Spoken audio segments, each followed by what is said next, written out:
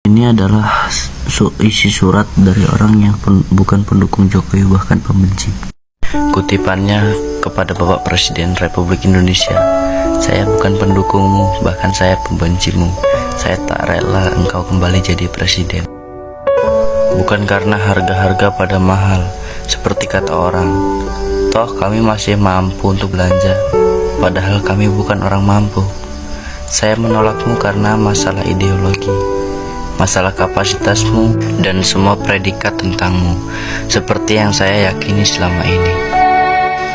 Maka ketika gempa menimpa kami, dan engkau datang berkunjung, saya tetap tidak respect. Toh itu tugasmu, Pak Presiden. Maka ketika engkau datang ke Lombok Utara, dan masyarakat pada menyambutmu, saya diam saja dan hanya melihatmu dari jauh dengan rasa sinis. Bahkan saya melarang anak istri untuk ikut larut dalam euforia kegembiraan menyambutmu. Padahal saya lihat istri saya ingin juga mendekat, ikut salaman, bahkan berfoto-foto seperti yang dilakukan masyarakat lainnya. Sampai datang waktu sholat, kulihat Bapak Presiden tetap ingin berjamaah bersama kami, walau diingat sarana yang tidak memungkinkan.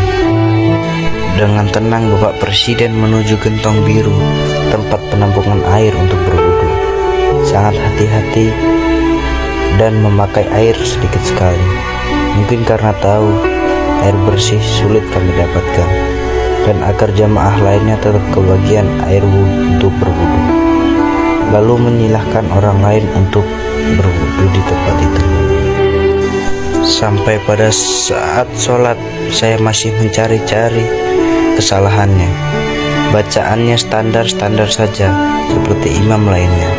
Orang-orang pun bersalaman dengan Bapak Presiden tanpa canggung, tapi saya tetap menjauh dan tidak peduli. Ketika Bapak Presiden ikut tidur di tenda, saya diam-diam mulai memperhatikannya. Sosok yang mungkin sudah letih malam itu tetap tampil dengan penuh perhatian, menyapa rakyatnya dan berdiskusi pendek entah apa yang ditanyakan. Tubuh pemimpin itu rela merebahkan tubuhnya di bawah tenda beralaskan karpet di lapangan sepak bola ini dengan kondisi yang sangat memprihatinkan. Sejak tidur di tenda ini, saya tidak pernah pulas, selalu was-was dan terbangun begitu mendengar bunyi apapun. Khawatir dengan gempa susulan, khawatir dengan semua kemungkinan buruk yang siap menimpa kami.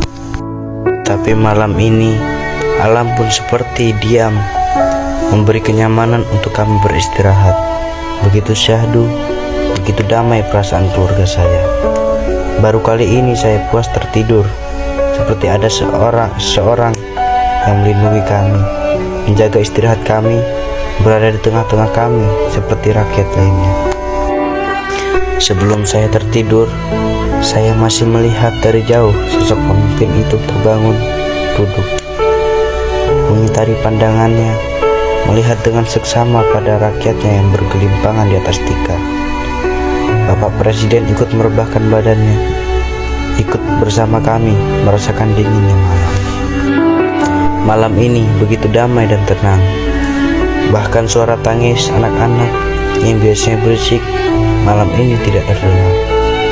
Anak saya juga tidak rela.